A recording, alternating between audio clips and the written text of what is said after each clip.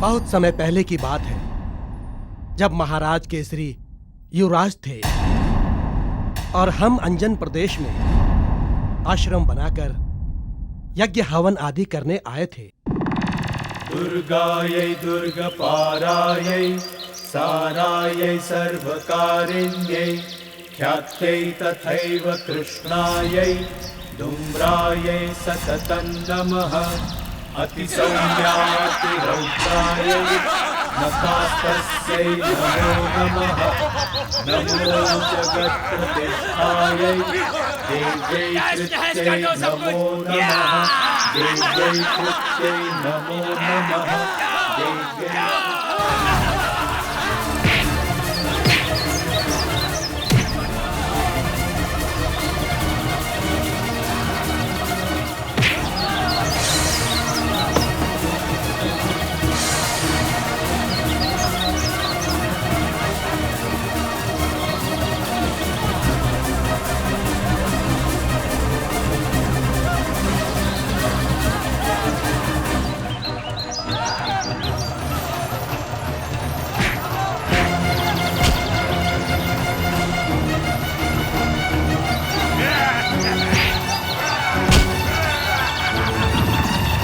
असुरों का उपद्रव होता रहा।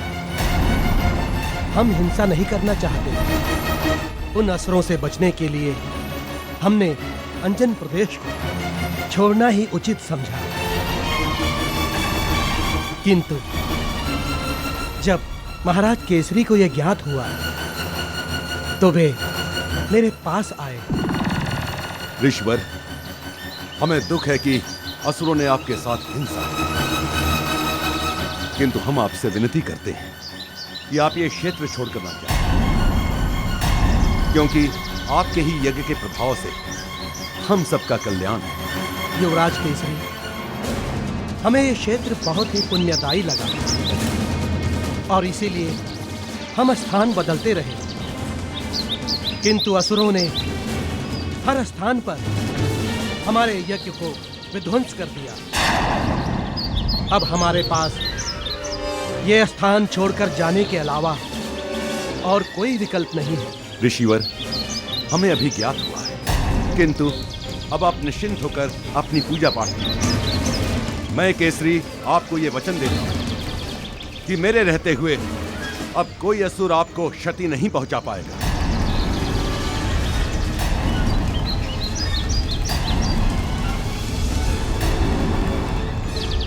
ठीक है युवराज केसरी, आपके वचन पर हम विश्वास करते हैं और पुनः अपने 17 यज्ञ इसी क्षेत्र में करेंगे।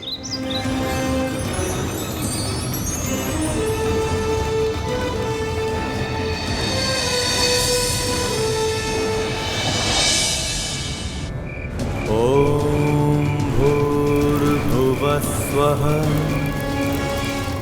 ॐ भूर्भुवः स्वः। ॐ तत्पुरुषाय विद्महे। ॐ तत्पुरुषाय विद्महे महादेवाय धीमहि। महादेवाय धीमहि तन्नो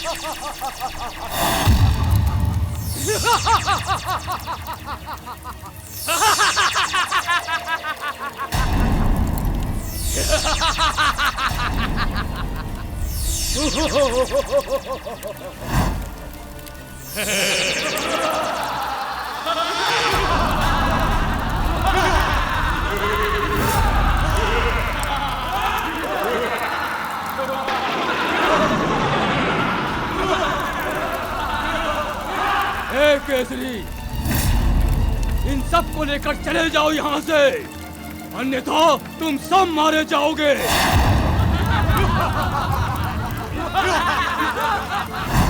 ये यज्ञ बंद नहीं होगा। तुम कुछ नहीं कर सकते असुरों। यदि धरती पर आए तो तुम सब मारे जाओगे।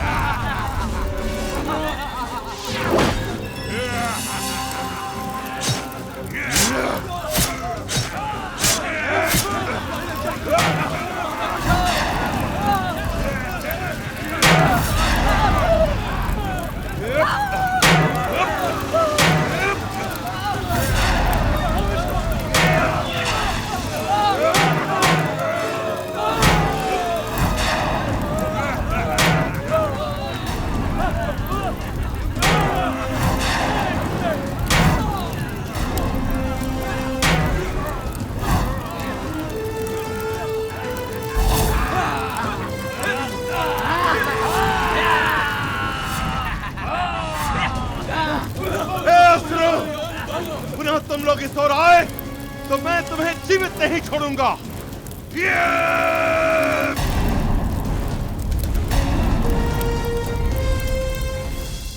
ये पुरुष तो महावीर है। इतना बलशाली पुरुष मैंने अपने जीवन में कभी नहीं देखा। इतने सारे असुरों को अकेले मार भगाया। ये जितना शक्तिशाली है उतना ही सुदर्शन। ये पुरुष तो मेरे योग्य है।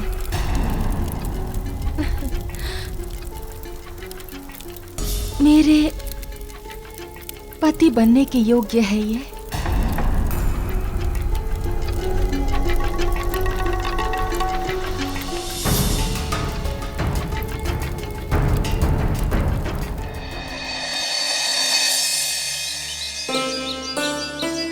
युवराज केसरी, आपने अपने प्राणों को संकट में डालकर हमारी पूजा आराधना निर्विघ्न संपन्न कराई। उसके लिए हम सदैव ही आपके आभारी रहेंगे। आभार कैसा ऋषिवर, ये तो मेरा कर्तव्य था। मेरा सौभाग्य है कि आपने इस महायज्ञ के लिए हमारे राज्य को चुना। आपके इस कल्याणकारी यज्ञ के प्रभाव से हमारे राज्य में सुख और समृद्धि बढ़ी। हम आपकी सेवा करके धन्य हो गए ऋषिवर। युवराज केसरी, आपके विचार अति उत्तम और पवित्र हैं और आज मुझे विश्वास हो गया है कि इस राज्य को एक सुयोग्य और श्रेष्ठ राजा मिलने वाला है और उसके बाद इस पावन क्षेत्र में कभी कोई असुर उत्पात नहीं मचा पाएगा। बस आपका आशीर्वाद बना रहे ऋषिवर। मेरे होते हुए कोई भी राक्षस यहां नहीं आ सकता। हमारा आशीर्वाद सदैव आपके साथ है युवराज केसरी। अब हम अपनी कुटिया में जाएंगे और अखंड समाधि लगाएंगे। 1 सप्ताह तक हम अखंड समाधि में लीन रहेंगे। आपसे निवेदन है कि इतना और कर दीजिए कि हमारी समाधि निर्विघ्न पूर्ण हो जाए। ऋषिवर, आप निश्चिंत होकर समाधि लीजिए। मैं यहाँ दिन रात रहकर रखवाली करूंगा। धन्यवाद।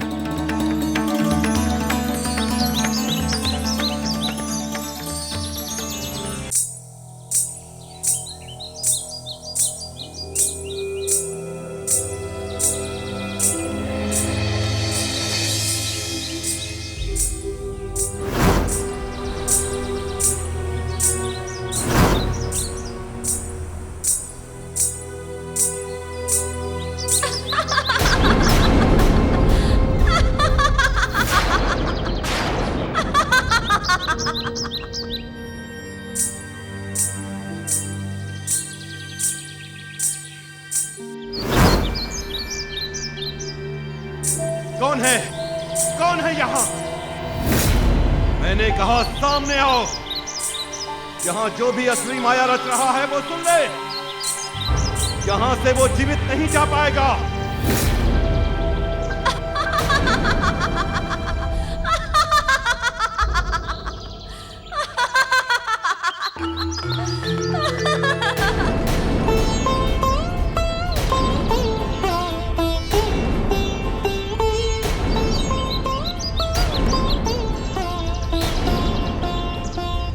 तो तुम ये माया रच रही हो। कौन हो तुम?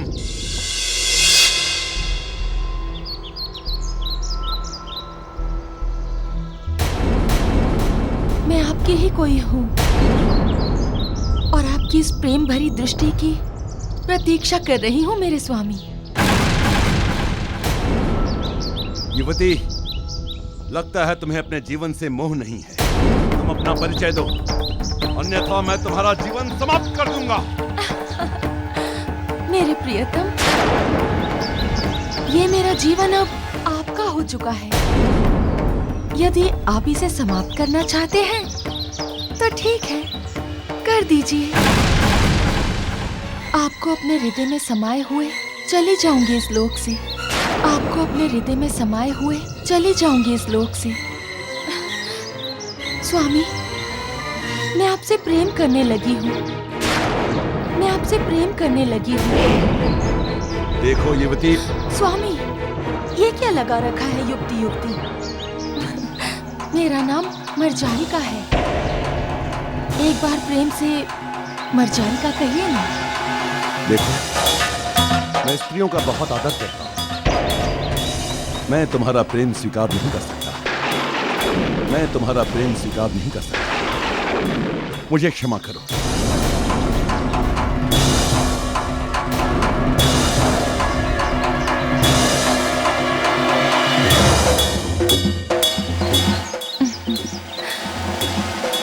मरजारिका जिसे चाहती है उसे पा ही लेती है।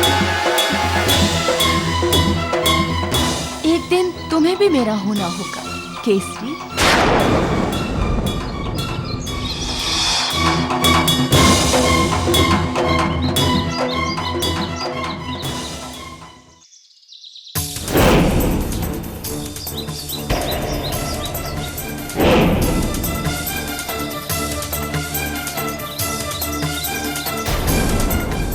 जोगी जी, जोग छोड़िए, प्रेम में ध्यान लगाइए।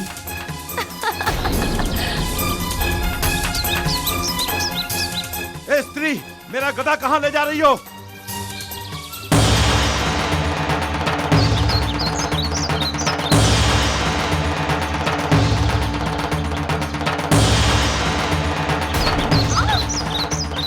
बस, बहुत हो चुका प्रयास। ये सब हमें अच्छा नहीं लगता है। तुम्हारा हमारा मिलन नहीं हो सकता, समझी तुम?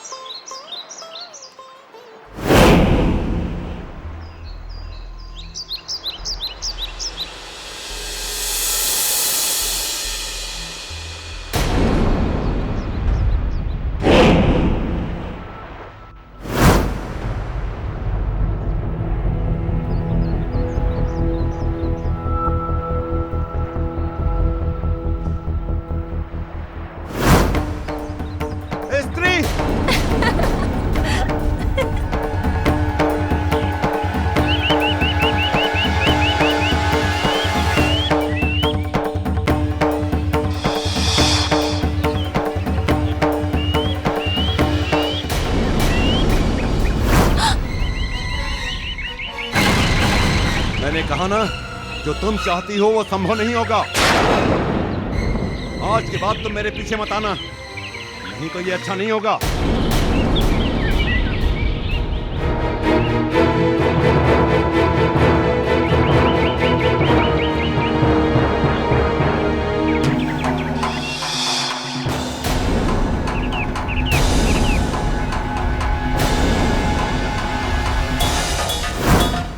अरे ये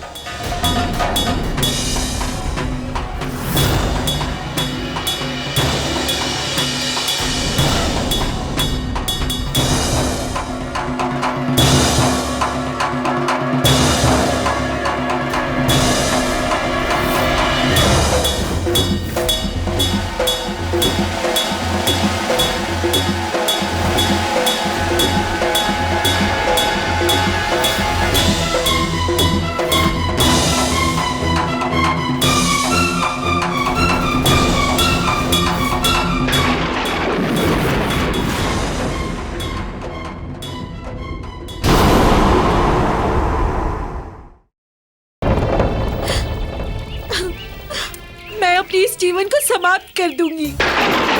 मैं अपनी इस जीवन को समाप्त कर ये सब क्या हो रहा है? समाप्त कर दूंगी। छोड़ दीजिए मुझे, छोड़ दीजिए, छोड़ दीजिए मुझे केसरी जी, मैं नहीं जीना चाहती हूँ। छोड़ दीजिए मुझे, छोड़ दीजिए। युवराज केसरी, ये सब क्या हो रहा है? और ये युवती कौन है?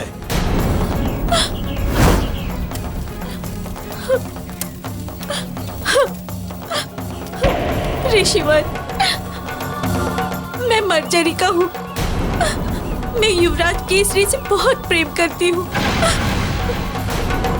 मैं उनके सिवाय जीवित नहीं रह सकती।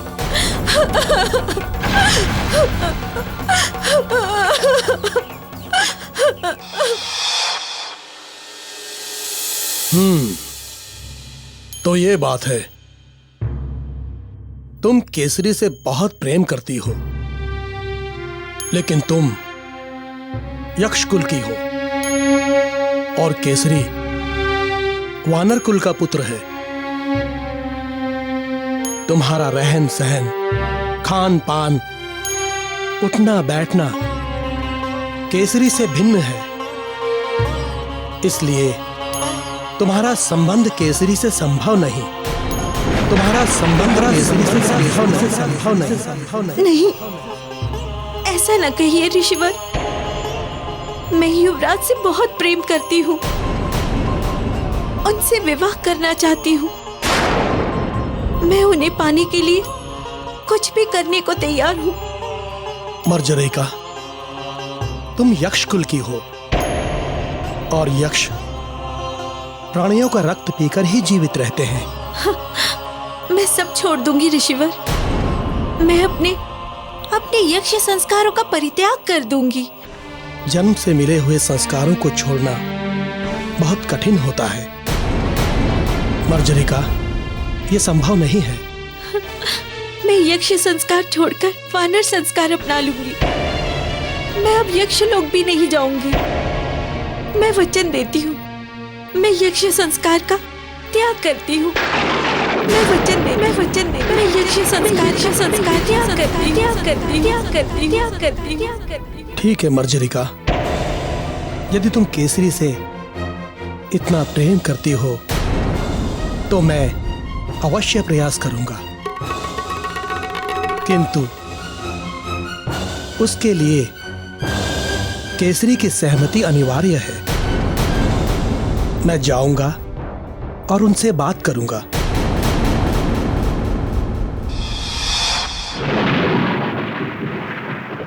ऋषिवर, मुझे अभी बहुत से कर्तव्य निभाने हैं, इसलिए मैं अपने विवाह के बारे में सोच भी नहीं सकता। युवराज केसरी, जीवन में विवाह कर्तव्यों के निर्वाह में कभी बाधक नहीं होता, बल्कि सहायक सिद्ध होता है। और एक बात सुनिए, सबके भाग्य में सच्चा प्रेम करने वाला नहीं होता। ऋषिवर, मैं मर्जरिका के बारे में ठीक से जान भी नहीं पाया हूं। फिर उसे कैसे मैं अपना जीवन साथी बना सकता हूं?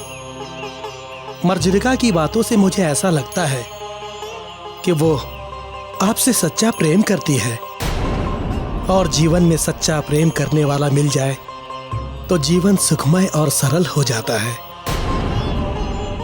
जीवन के सभी उद्देश्य पूरे हो जाते हैं। इसलिए मेरी तो यही इच्छा है कि आप मर्जरिका से विवाह कर ले, कि आप मर्जरिका से विवाह कर। ऋषिवर, आप मेरे गुरु की श्रेणी में आते हैं और गुरु अपने शिष्यों का हित नहीं चाहते हैं।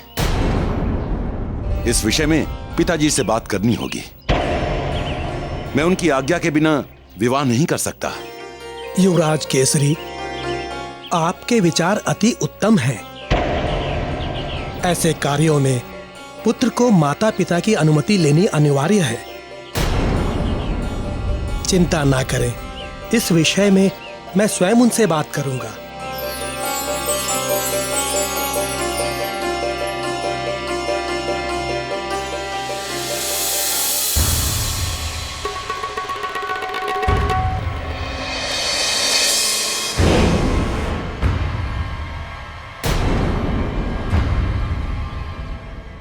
ऋषिवर, आपका निर्णय मेरे लिए आदेश है। जब आपने मर्जारिका को केसरी के लिए सर्वश्रेष्ठ चुना है, तो मेरी असहमति का तो प्रश्न ही नहीं उठता। महाराज, युवराज केसरी के कारण हम अपने 17 यज्ञ बिना बाधा विघ्न के संपन्न कर पाए। इसलिए युवराज केसरी का हित हमारे लिए सर्वोपरि है। जहां तक मैं मर्जरिका को जान पाया हूं, मर्जरिका केसरी के लिए उचित चुनाव है। ऋषिवर, ये संबंध हम भी जोड़ना चाहते हैं, किंतु आपसे एक विनती है। ये विवाह आप अपने हाथों संपन्न करें। अवश्य महाराज, मुझे युवराज का विवाह कराने में अति प्रसन्नता होगी। 6 दिन पश्चात बहुत ही शुभ मुहूर्त है, और मैं चाहता हूं कि युवराज का विवाह उस शुभ मुहूर्त में हो। ठीक है ऋषिवर, आज से ठीक 6 दिन पश्चात का यह शुभ मुहूर्त तय रहा।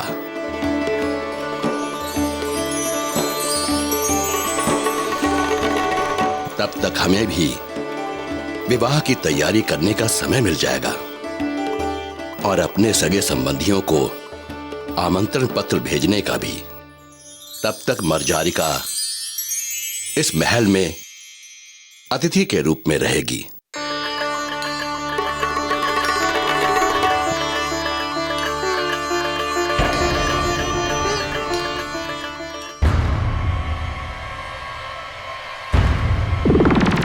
और इस प्रकार मर्जरिका ने सबको विश्वास दिला दिया कि वो अपने संस्कारों को छोड़कर वानर कुल की मर्यादाओं को अपना लेगी। और फिर महाराज केसरी का विवाह मर्जरिका से तय हो गया।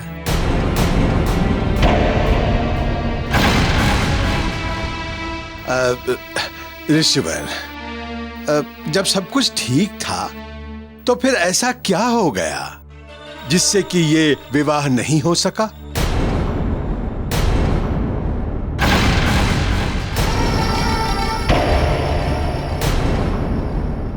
मैं बताता हूं महाबली काका।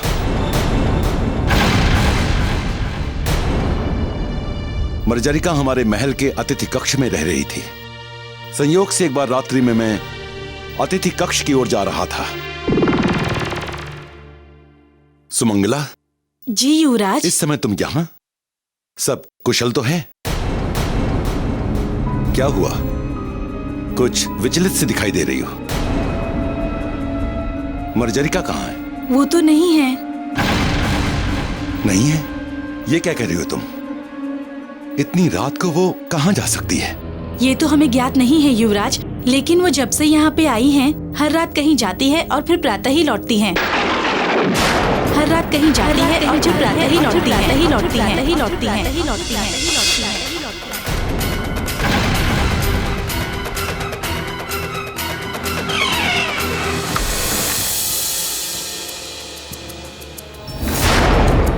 मर्जरिका,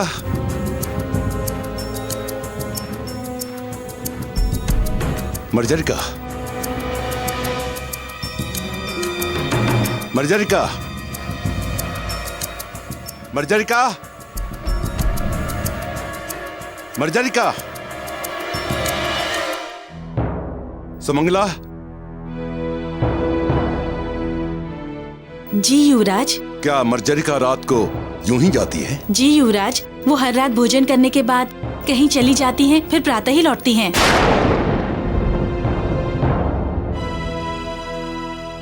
ये मर्जरिका रात को आखिर जाती कहाँ है?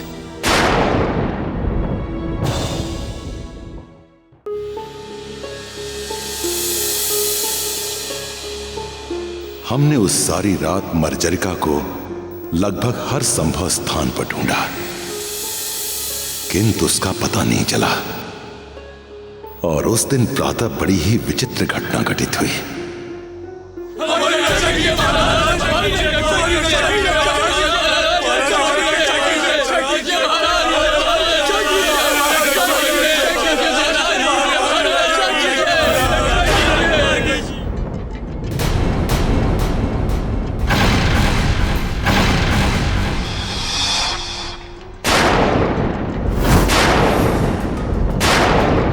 युवराज, हमें इस आपदा से बचाइए युवराज, हमारी रक्षा कीजिए युवराज।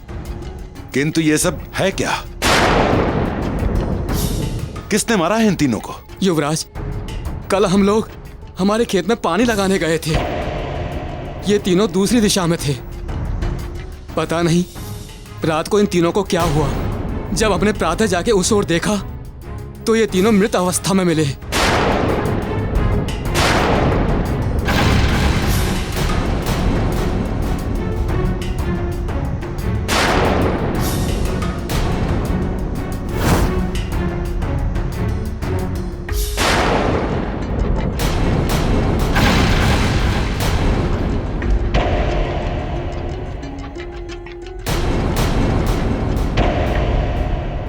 लगता है किसी हिंसक पशु के पंजों के चिन्ह हैं। सैनिक, शीघ्र ही राजवैद्य जी को बुला लाओ।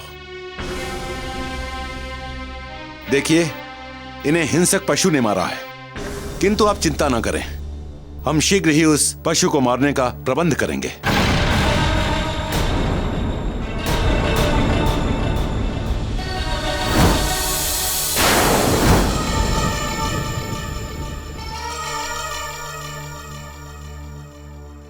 देखिए वैद्य जी, इन किसानों को किसी हिंसक पशु ने मारा है।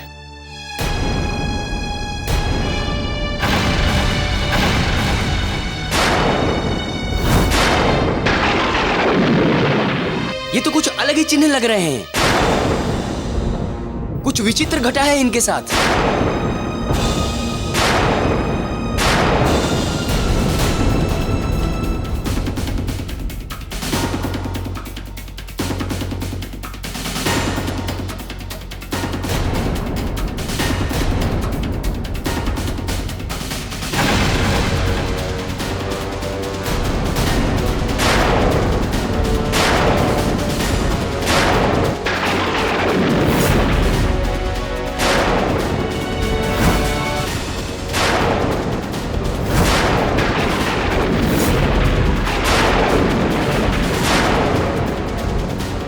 ये किसी पशु के पंजों के चिन्ह नहीं है और ना ही किसी मानव के।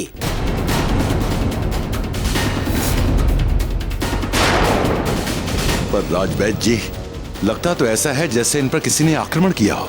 आक्रमण तो हुआ युवराज, किंतु ये सब किसने किया है ये हमारी समझ में नहीं आ रहा है। जिसने भी ये सब किया है उसने इन तीनों मृतकों के देह से सारा ही रक्त निकाल लिया है। जिसने भी ये सब किया है उसने इन तीनों मृतकों के देह से सारा ही रक्त निकाल लिया। इनकी देह में रक्त की एक बूंद भी शेष नहीं है।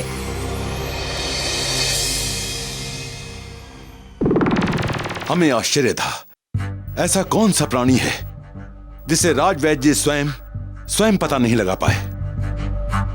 धीरे धीरे घटनाएं बढ़ती गईं। हमने पूरे राज्य में पहरे लगा दिए। सैनिक ही नहीं, हमारे नागरिक भी रात रात भर पहरा देते रहे, किंतु कुछ नहीं हुआ। और दूसरी ओर मर्जरिका का चरित्र एक पहेली बना हुआ था कि वो रात्रि में जाती कहां है। और जब मर्जरिका के बारे में हमें कोई सूचना नहीं मिली, तब हमने स्वयं इस रहस्य को जानने का निश्चय किया।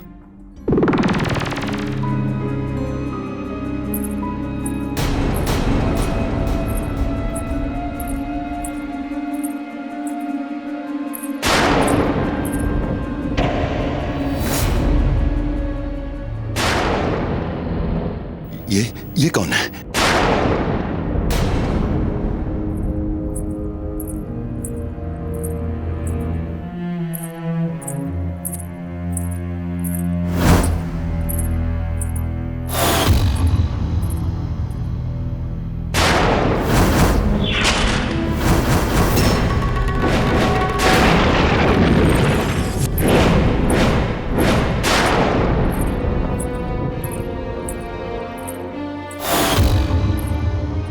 ये स्त्री इतनी रात को, लगता है ये मर्जरिका ही है।